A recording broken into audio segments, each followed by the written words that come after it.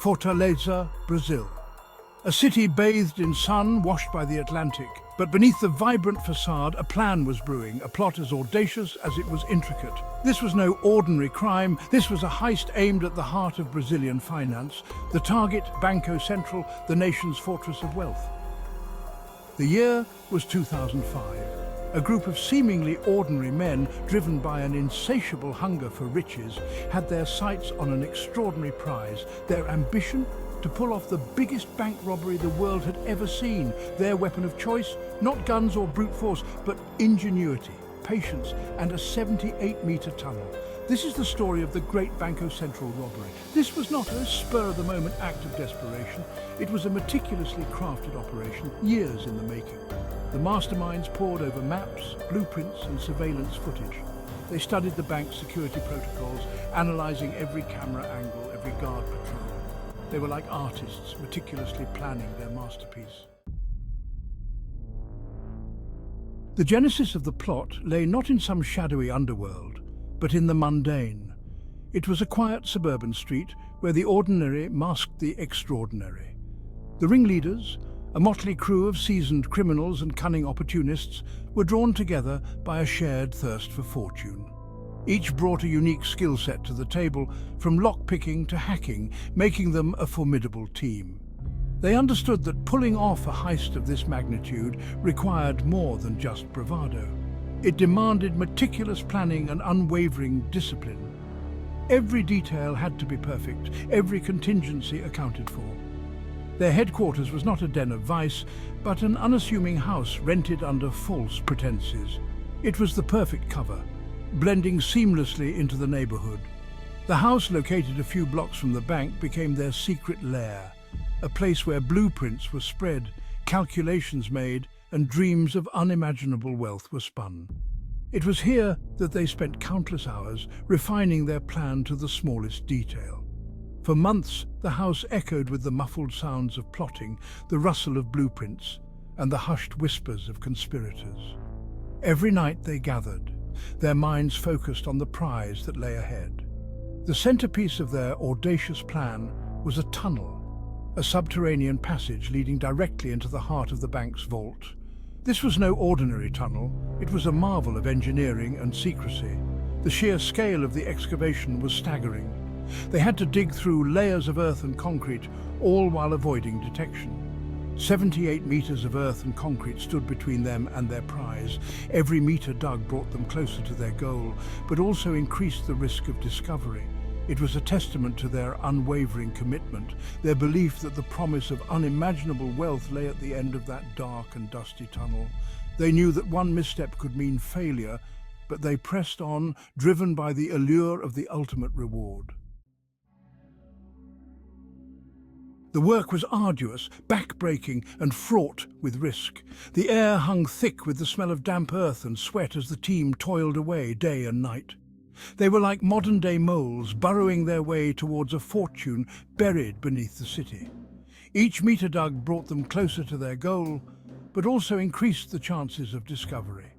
They couldn't exactly stroll into a hardware store and purchase industrial drilling equipment. Instead, they relied on ingenuity and a network of underworld contacts to procure the tools of their illicit trade. Shovels, pickaxes, and wheelbarrows were their weapons of choice, their symphony of labor echoing through the stillness of the night. To combat the stifling heat and dust, they devised an ingenious ventilation system, using plastic pipes and electric fans to circulate fresh air. It was a testament to their resourcefulness, their ability to transform everyday items into instruments of their audacious scheme. The tunnel was their crucible, a testament to their unwavering commitment to the heist. Section 4, August 6th, the day the Heist flew. August 6th, 2005, dawn broke over Fortaleza, casting long shadows over the unsuspecting city. The sun's first light painted the streets in hues of gold and amber, a deceptive calm before the storm. It was a day like any other, the streets teeming with life, the air thick with humidity. People went about their routines, unaware of the extraordinary events about to unfold. But for the team, it was the culmination of years of planning, the day they would put their meticulously crafted plan into action. Every detail had been scrutinized, every possible scenario considered. Under the cover of darkness, they infiltrated the bank, their movements precise, their faces hidden behind masks. They had rehearsed this moment countless times, each step a dance of precision. They were ghosts, moving unseen through the corridors of power, their every step bringing them closer to the prize. The silence of the night was their ally, the shadows their cloak. The bank, normally a bastion of security, stood vulnerable, its defences breached by a group of daring criminals. The vault, once thought impregnable, was now within their reach. Hostages were taken, not to harm, but to buy time, to create a human shield against the inevitable response. Each hostage was a pawn in their high-stakes game. The tension inside the bank was palpable, a suffocating blend of fear and adrenaline. Every second felt like an eternity, the air thick with the unspoken dread of what might come next. The thieves, however, remained calm, their voices steady, their movements controlled. They exuded an eerie confidence, a testament to their meticulous preparation. They had planned for every eventuality. Every possible twist and turn had been anticipated, every risk calculated. This was their moment, and they were ready to seize it. Section 5. The spoils of Fortaleza. With the bank under their control, the team descended into the vault, their footsteps echoing through the cavernous space. The air hung heavy with the metallic scent of money, the promise of wealth tangible in the dimly lit room. Before them lay a king's ransom, stacks of Brazilian reais, neatly bundled and ripe for the taking. This was the moment they had been working towards, the culmination of years of planning and countless risks. They worked with urgency, their movements practiced, loading duffel bag after duffel bag with the stolen cash. Time was their enemy now, every second increasing the risk of discovery. Their escape was as daring as their entry. Back through the tunnel they went, hauling their weighty prize, their hearts pounding in unison with the rhythmic whir of the ventilation fans. They emerged into the pre-dawn light, their faces flushed with exertion and exhilaration, their pockets bulging with an improbable fortune. Section 6. The walls close in. The audacity of the heist sent shockwaves through Brazil. The media went into a frenzy. Newspapers splashed with sensational headlines, and television screens filled with images of the tunnel and the empty vault.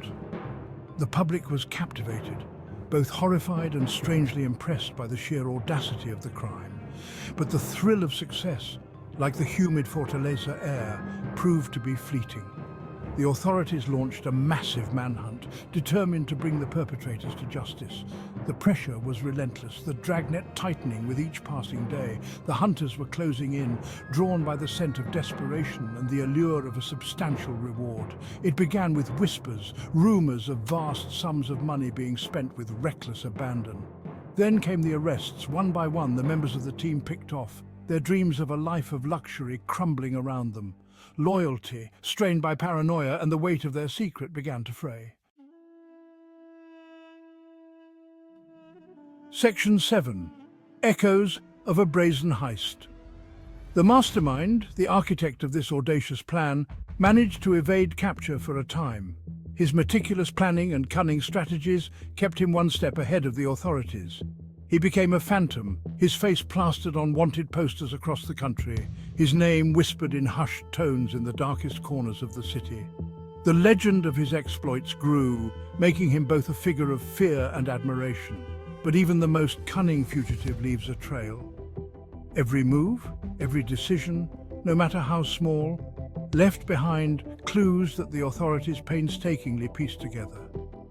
It was a simple mistake, a careless word uttered in confidence that ultimately led to his downfall. A single slip in an otherwise flawless plan. Acting on a tip-off, the police closed in, finally capturing the man who had orchestrated one of the most audacious heists in history. The operation was swift and decisive, leaving no room for escape. The game was over, the final act of this high-stakes drama drawing to a close. The mastermind, once untouchable, was now in custody, facing the full weight of of the law. The Great Banco Central Robbery stands as a testament to human ingenuity, both in its meticulous planning and its spectacular failure. The heist was a marvel of criminal engineering, yet it also highlighted the vulnerabilities in even the most secure systems. It is a cautionary tale, a reminder that even the most meticulously crafted plans can unravel. The long arm of the law, though sometimes slow, is often relentless. The courtroom became a stage where justice was served, and the story of the heist was laid bare for all to see. The stolen millions, for the most part, were never recovered, swallowed by the criminal underworld, a constant reminder of the audacity of the crime. The money, like the mastermind's freedom, was lost to the shadows, leaving behind only echoes of a brazen heist.